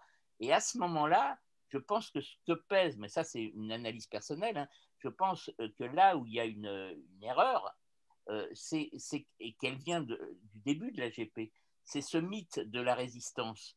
C'est-à-dire qu'il y a une tension entre l'exigence d'un mouvement démocratique qui veut se transformer avec une traduction politique Et le fait que les dirigeants de l'AGP qui ont construit le mythe de la nouvelle résistance, d'ailleurs ils enlèvent Nogret pour faire une action symbolique de haut niveau, mais en fait c'est pas ça qu'il faut faire. Faut construire un mouvement politique fort à partir de ça qui traduit toutes ces révoltes. Et ils savent pas le faire, et donc après, je pense que plus que la peur d'ailleurs, c'est le fait que 5 ans, 6 ans de militantisme, bah, pour certains, bah, voilà, après, ils ont beaucoup été établis, veulent se réintégrer dans la vie sociale et reprendre le cours normal de leur vie, en tout cas pour un certain nombre de dirigeants, mais c'est parce que aussi, ils n'ont pas su trouver l'issue politique à ce moment-là de construction d'autres choses, quoi. Je pense aussi qu'il y a ça, quoi. Mais c'est deux questions différentes, hein, la révolte anti-autoritaire et puis la fin de la GP, quoi. Je vois qu'il y a. Alors, elle devine, je connais pas qui voulait parler, vas-y. Laurent, à mon prénom. Laurent. Vous m'entendez là? Oui, un peu plus fort, vas-y. Alors, moi, je ne vais pas refaire mon histoire personnelle, mais je voudrais revenir sur ce qu'a dit Joachim, effectivement, et parler d'une pratique beaucoup plus récente. Alors, moi, je suis plutôt. Je voudrais d'abord dire en préambule que. Il y avait effectivement pas mal de groupes Mao. Il y avait ce qu'on appelle les Mao mous et les Mao durs. Les Mao, comme vous avez dit, intellectuels, marxistes-léninistes, et puis les Mao spontex, comme on appelait l'AGP. Mais les frontières n'étaient pas étanches. On passait d'un groupe à l'autre. On pouvait faire même partie de plusieurs groupes à la fois. Hein. Il ne faut pas s'imaginer que les choses étaient contradictoires. Moi, j'étais à la fois au Parti communiste marxiste-léniniste et j'étais militant de l'AGP et des CVB, des comités Vietnam de base ou du Secours Rouge. C'est-à-dire qu'on était tout azimut. Non, mais je voudrais revenir à aujourd'hui. Effectivement, moi, je me suis réinvesti en politique avec la candidature de Jean-Luc Mélenchon et avec la naissance de la France Insoumise. Et je me suis occupé très activement de groupes sur mon quartier de France Insoumise. Et je dois dire qu'au bout de quelques mois de pratique, nous nous réunissions très souvent avec beaucoup de jeunes, tous les milieux, etc. Et le besoin de comprendre l'histoire du mouvement ouvrier, le besoin d'avoir un éclairage sur les 70-80 dernières années, sur ce qui s'est passé, où on en est, ce qu'on peut faire, etc., est très, très fort. Et effectivement, je me suis aperçu beaucoup de jeunes et aujourd'hui ont une soif de savoir ce que c'est que le maoïsme, ce qui distingue et de revenir à cet événement fondamental qui s'est passé le 14 juin 1963 avec la lettre en 25 points du Parti communiste chinois qui définissait la politique maoïste et qui a défini en quelque sorte le renouveau qu'a sifflé pour moi le renouveau du mouvement communiste international qu'on voit aujourd'hui. Et de rediscuter des problèmes qu'il y a posés, des problèmes politiques posés là, je vois tous ces gens qui n'ont pas eu cette histoire, qui n'ont pas eu cette connaissance, ce besoin de culture marxiste est très très fort. Et des choses comme la soirée, là, le livre de Jean-Paul, hein, que moi j'ai à côté de moi, que j'ai lu, puisque je l'avais acheté, je trouve ça très intéressant parce que ça fait naître plein de débats, etc.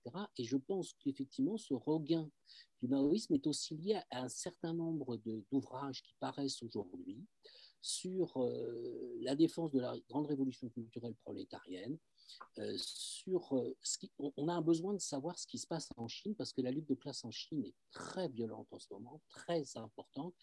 Et effectivement, si Xi Jinping effectue un recentrage vers l'aile maoïste du Parti communiste qui manifeste de façon très importante en Chine, c'est pour revenir un petit peu sur le révisionnisme de Deng Xiaoping qui a quand même détruit beaucoup des acquis de la révolution culturelle et qui a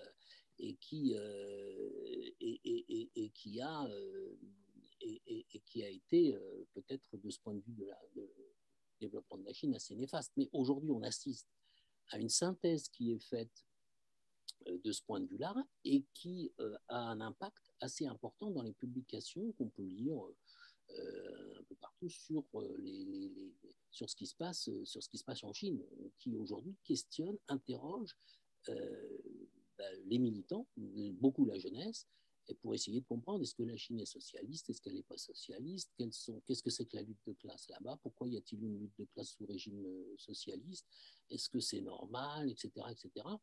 Et je pense qu'on assiste à quelque chose qui a ressemblé beaucoup à ce qui s'est passé dans les années 65, 66, 67 en France et qui a donné naissance à la gauche prolétarienne. Merci. Jean-Paul, tu veux dire un mot maintenant? Je vois qu'il y a Lu aussi qui a levé la main, donc ce sera à son tour après. Vas-y, je répondrai à Laurent et à Patrick tout à l'heure, brièvement, mais passe quelqu'un d'autre. Alors vas-y, donc je vois les initiales Lu. Non? La personne est en ligne. Tu m'entends? Moi, j'entends. Oui, mais là, il y a Lu qui a... Je ne sais pas si c'est Lucien, si c'est... Non. Moi, j'avais une dernière question, sinon. Vas-y. Vous m'entendez? Oui. Vous m'entendez? Oui. Est-ce que vous pouvez un peu revenir sur notamment le journal La Cause du Peuple et son histoire un peu voilà, niveau presse par rapport à au mouvement maoïste et leur lien avec les journaux qu'ils ont créés et leur diffusion et justement leur organe de presse. Voilà. Alors, je réponds déjà, c'est Joachim, c'est ça là. Et ensuite, je réponds aussi brièvement que je peux à Laurent. Bonjour Laurent, d'ailleurs, parce qu'on se connaît, il me semble, je t'ai reconnu aussi. Et j'ai également un mot à dire par rapport à un truc que disait Patrick Farbias tout à l'heure. Alors, sur la cause du peuple, d'une façon assez rapide, c'est long à développer dans le bouquin, la cause du peuple naît en mai 68, avant la gauche prolétarienne. La gauche prolétarienne n'existe pas à ce moment-là. C'est Roland Castro qui en est le premier directeur. Bien. Ensuite, la cause du peuple devient le journal de la gauche prolétarienne pendant toute une période, donc avec Jean-Pierre Le Dantec comme directeur, qui va être d'ailleurs jugé, condamné et incarcéré, qui va faire bravement une assez longue peine de prison. Ensuite, Michel Lebris comme deuxième directeur, qui va également être condamné à de la prison ferme et le faire avec courage. Et ensuite, avec la carte Jean-Paul Sartre qui est tirée pour faire survivre le journal. Après ça, la cause du peuple donc, va avoir une éclipse, va même disparaître, et elle va être reprise et relancée plus récemment par un petit groupe qui se réclame un peu de l'histoire de l'AGP, qui a été formé autour d'un de mes bons amis qui vient de mourir maintenant, qui était un vieil ouvrier Mao, puisque à l'AGP, il y avait quand même beaucoup d'ouvriers, qui est Pierrot. Et donc là, il y a un petit groupe qui va s'appeler le Parti communiste maoïste ou quelque chose comme ça, qui ensuite a une histoire que je n'ai pas suivie complètement, qui ressort la cause du peuple. Donc là, j'ai essayé de te répondre synthétiquement sur la cause du peuple. Un point concernant Laurent, donc tout à l'heure, je crois qu'on est d'accord sur beaucoup de choses, toi et moi.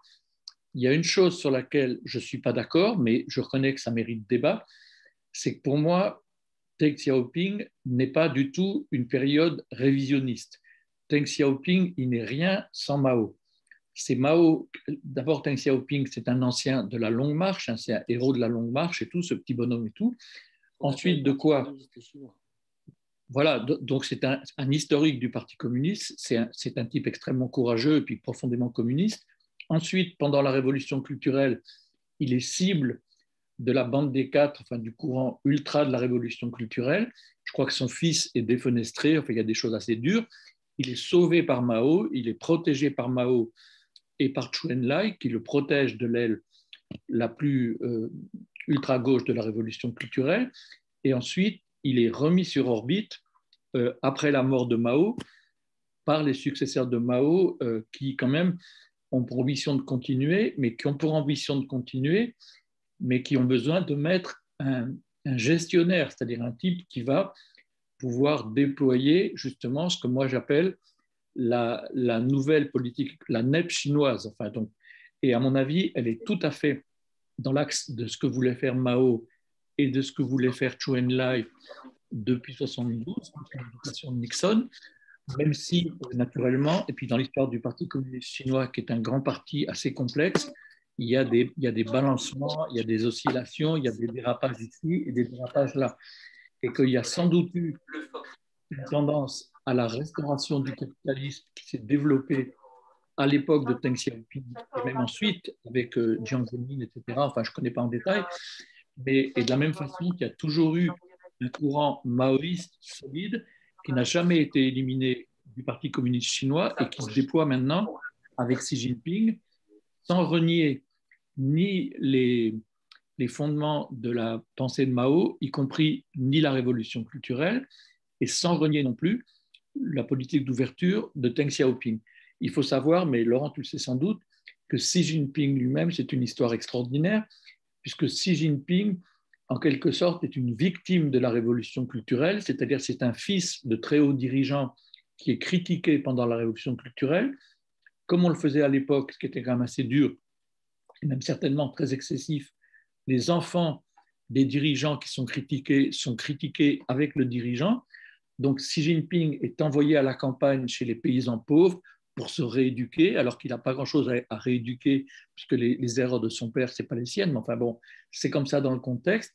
Et chose extraordinaire, Xi Jinping l'a beaucoup raconté depuis, il y a des bouquins là-dessus, Xi Jinping qui est envoyé de façon punitive pour se rééduquer chez les paysans pauvres, eh ben, il y va, il prend la bêche, il prend la pelle et la pioche, il trouve ça finalement très bien, et il milite ardemment parmi les paysans pauvres, il sollicite, parce que c'est comme ça en Chine, son adhésion au Parti communiste, parce que c'est pas comme en France. En Chine, pour adhérer au Parti communiste, on ne signe pas un petit carton et je suis au Parti communiste.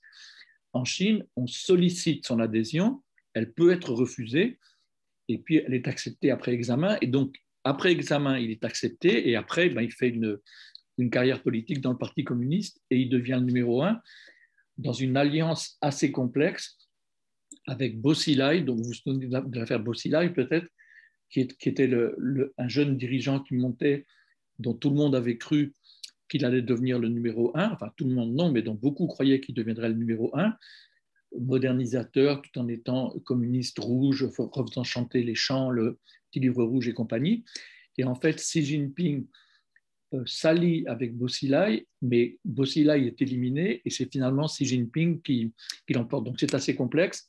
Ça, je ne rentre pas dans tous ces détails dans le bouquin. Il y a pas mal de bouquins maintenant là-dessus, on pourrait en parler.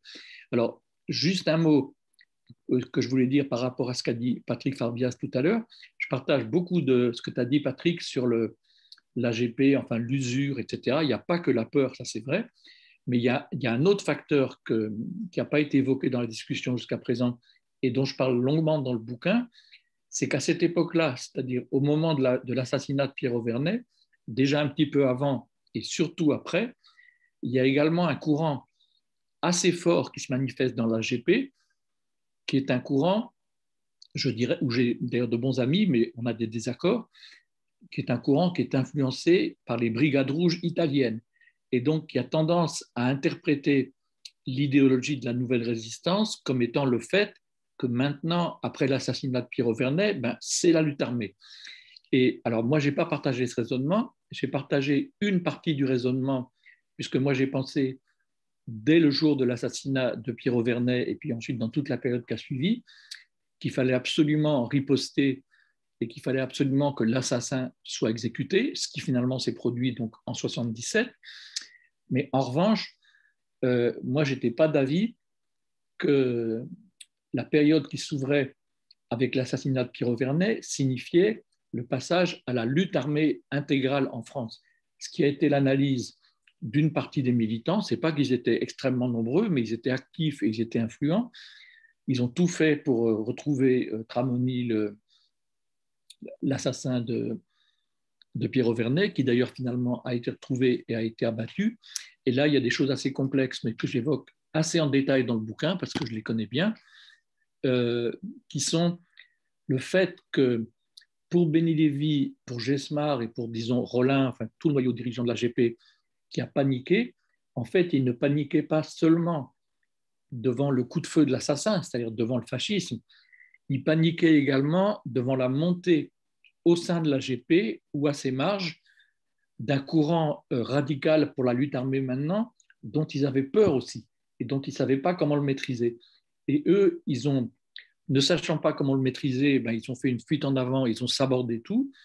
Et alors que moi, mon raisonnement, c'était que parfaitement, on pouvait maîtriser et canaliser ce courant, que ce courant, dans le fond, il était bon, il était légitime, il était propre, mais que, par contre, l'analyse qui était faite par la plupart de ces militants était fausse, c'est-à-dire qu'il fallait, moi, mon raisonnement, il fallait naturellement accomplir un acte de lutte armée, c'est-à-dire abattre l'assassin de Pierre Auvernais, bon, ce qui a été fait, mais ça ne signifiait pas qu'il fallait engager de la lutte armée. C'est-à-dire les choses sont plus complexes que ça. L'analyse qu'on faisait à la pleine époque de l'AGP, on faisait l'analyse qu'on était dans une phase de lutte violente qui n'était pas une phase de lutte armée et qui était la préparation d'une phase de lutte armée qui, elle, prendrait la forme d'une guerre populaire prolongée, enfin, selon le modèle vietnamien et chinois, enfin, entre autres, ou nicaraguayen, etc. Mais c'était un truc de longue phase et un point central du raisonnement était qu'on ne pouvait pas passer à la phase de la guerre populaire prolongée sans passer par une phase transitoire de soulèvement populaire très large, très puissant, qui certainement s'affronterait à une répression sanglante, mais qu'il fallait qu'à ce moment-là, on soit présent pour organiser la résistance dans cette phase et faire une transition vers la lutte armée. Alors, ça ne s'est pas produit puisque là, pour un tas de raisons, même si la tendance au soulèvement, elle s'est développée, hein, c'est-à-dire qu'il y avait bien, dans la période des années 72-73, il y avait des mouvements extrêmement puissants qui manifestaient une certaine tendance au soulèvement. Le plus puissant d'entre eux, à mon avis, a été celui qui s'est manifesté à Saint-Étienne, dans la Loire, autour de la grève de Peugeot-Saint-Étienne. J'en parle longuement dans le bouquin. Mais par contre, il n'y a pas eu à cette époque-là un cycle de soulèvement suffisamment puissant et suffisamment radicaux pour que ça puisse fonder le développement d'une guerre populaire façon vietnamienne ou façon chinoise, enfin une lutte armée réelle, quoi, en France. Les conditions n'étaient pas mûres et je pense qu'il y avait d'ailleurs, je pense aujourd'hui, à l'époque je ne le pensais pas, qu'il y avait des failles dans le raisonnement, dans notre raisonnement. Ça fait partie de nos erreurs. Raymond, tu l'as évoqué tout à l'heure.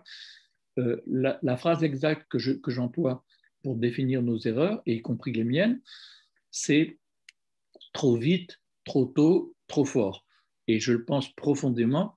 Et dans ce trop vite, trop tôt, trop fort, ce n'est pas uniquement une question de degré, c'est une question d'analyse.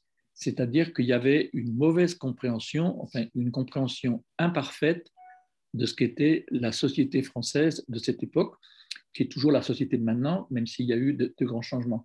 Et pour le dire vite, mais façon de lancer aussi une discussion, moi je pense que, en fait, la société française d'aujourd'hui, quelque part dans le fond, elle est toujours la société de 1945, même si elle a complètement évolué avec les 30 Glorieuses et depuis, mais le point commun, je vais m'expliquer, mais vite fait, le point commun avec 45, c'est qu'en 45, il y a un compromis historique à l'intérieur d'un camp qui sont les forces qui ont mené la résistance et qui ont vaincu le nazisme, qui sont donc, pour schématiser, le communisme et le gaullisme, même s'il y a aussi des morceaux de démocratie chrétienne, le MRP, et des morceaux du Parti socialiste, parce qu'il y a quand même une partie du Parti socialiste qui n'a pas été collabo, qui a été résistante.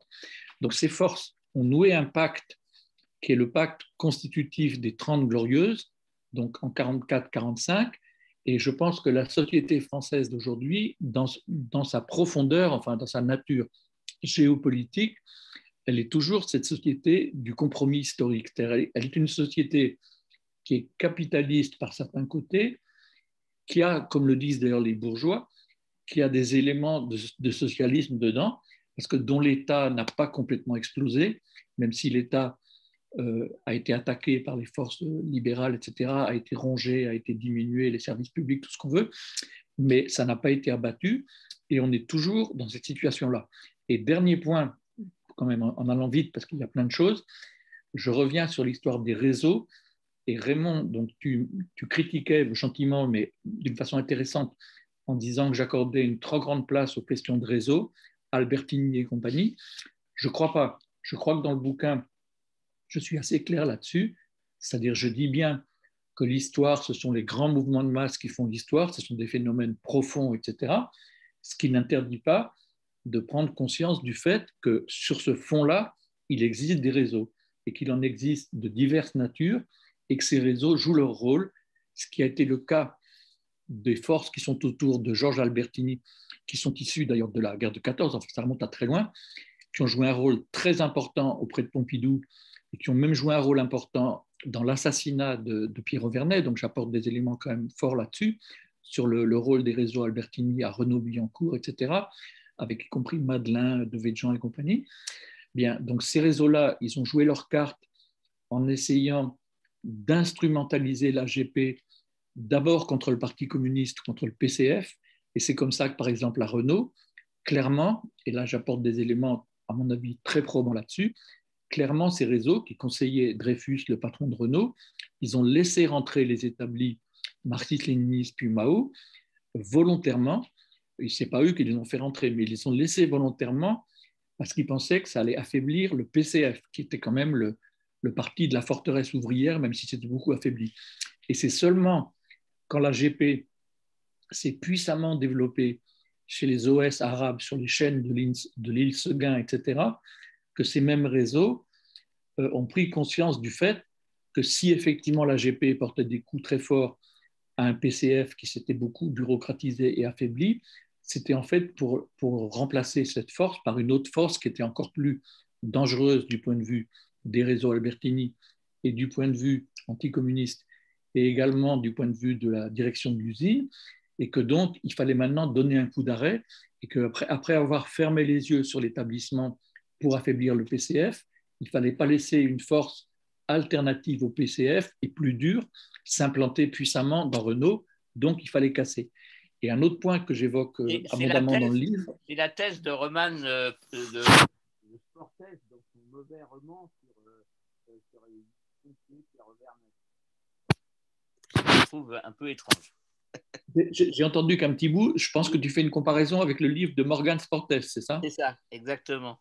Alors j'en profite pour dire, vu l'heure, ce que je te propose, parce que je pense que là, tu as répondu à beaucoup de choses, tu termines ton développement, Jean-Paul, et puis je vous propose qu'on en reste là pour ce soir et que chacun reprenne autour du bouquin. Vas-y, Jean-Paul. D'accord, alors je termine mon développement et ça sera une réponse au passage sur l'histoire de Sportes. Moi, je ne l'ai pas aimé, le bouquin de Sportes. Enfin, je l'avais vu, Sportes, il m'avait demandé des contacts et tout, je l'avais aidé, parce que je l'avais connu à l'IDIO. Je n'ai pas aimé son bouquin. Et là où je suis tout à fait contraire à la thèse de Sportes, c'est que, de mon point de vue, les réseaux qui se livrent à des manipulations dans le contexte que j'ai décrit tout à l'heure, il y en a plusieurs. Il y en a plusieurs sortes. Il y a d'un côté, grosso modo, les réseaux Albertini, j'en ai parlé, c'est-à-dire finalement la CIA, les réseaux de droite ou d'extrême droite anti-gaullistes et également anticommunistes, mais ce n'est pas les seuls. Il y a également, ça c'est très important, et ça touche de très près mon histoire, il y a les réseaux gaullistes historiques, c'est-à-dire issus du BCRA, c'est-à-dire de mon papa, si j'ose dire, qui ont également joué un rôle, qui sont en guerre contre les pompidoliens au moment où il y a la GP. J'ai découvert, moi, un truc qui m'a laissé sur le cul, je ne peux pas le dire autrement, c'est que les années de l'AGP, c'est les années Chaban. Et donc, 69, 72, c'est exactement ça, que d'ailleurs, Chaban saute, c'est une conséquence indirecte de l'assassinat de Pierre Vernet, puisque assassinat de Pierre Vernet, photo du crime, Pierre Desgroupes, qui est un homme de Chaban à la télé, laisse les photos être passées au journal télévisé du 20h. Du coup, ça fait un scandale qui favorise les maoïstes. Et du coup, Desgroupes saute, Chaban est obligé de le virer, puis Chaban est viré quelques mois plus tard. Donc, il y a ces réseaux gaullistes historiques qui sont en partie autour de Chaban, et ça touche de très près mon histoire, parce que Chaban et ma famille, il y a beaucoup de proximité à Bordeaux. C'est quelqu'un de ma famille qui a introduit Chaban à Bordeaux après la guerre. Et donc, je m'aperçois avec le recul du temps, mais à l'époque, je ne l'avais pas observé comme ça, que ces réseaux, je dirais globalement issus du BCRA, et qui ont survécu, qui sont avec des gens plus jeunes, enfin qui sont très importants, notamment en Corse et puis un peu partout, ont joué également un rôle de manipulation des Mao. Et ça, on le voit par exemple dans l'affaire Touvier. C'est-à-dire l'affaire Touvier, qui est une espèce de, en 72, qui est une olive envoyée par les réseaux gaullistes contre les pompidoliens, contre les collabos et contre les pompidoliens. Donc je ne suis pas plus long, Raymond, parce que on va s'arrêter, mais je pense qu'il y a des réseaux aux intentions contradictoires qui s'agitent et qui vont s'emparer du phénomène de l'AGP, qui est un phénomène plein d'énergie, et qui vont essayer de le manipuler comme ci et comme ça. Moi-même, je l'ai vécu, mais je le développe dans le bouquin et on pourra en reparler. Merci beaucoup. Écoute, merci pour ce débat passionnant. Donc, je vois déjà dans les messages, il faudra une deuxième partie. Donc, on trouvera l'occasion pour poursuivre sur les points qui ont été soulevés et qu'on n'a pas pu traiter complètement. Et je pense surtout sur les questions d'actualité. D'autres personnes approuvent sur ce qui s'est passé avec les Gilets jaunes et la suite en particulier, mais pas que ça. Donc encore merci Jean-Paul Croze. Donc ton livre est disponible à Paris à la librairie Résistance. J'ai donné l'adresse dans les messages et j'ai donné aussi ton adresse électronique pour qu'on puisse te contacter éventuellement directement. Merci à toi et puis écoutez, à très bientôt aux autres si ça vous a intéressé. On poursuivra. Merci beaucoup Raymond et salut à Christian dont je vois le nom ici et qui n'a pas parlé, qui est aussi un copain. À bientôt. Ciao. Au revoir. Salut Polo.